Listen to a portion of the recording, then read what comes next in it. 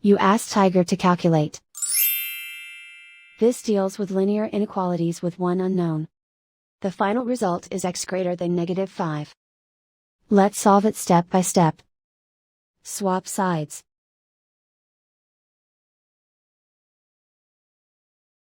Group all constants on the right side of the inequality. Subtract 10 from both sides.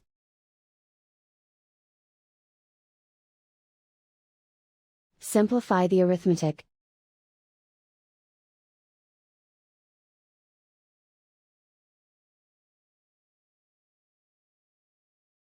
Isolate the x.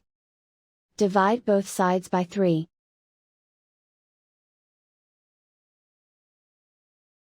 Simplify the fraction.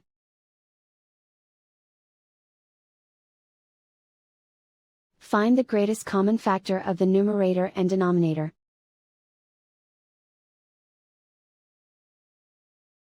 Factor out and cancel the greatest common factor.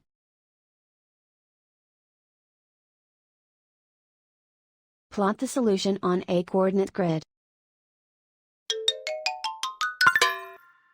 And so the final result is x greater than -5.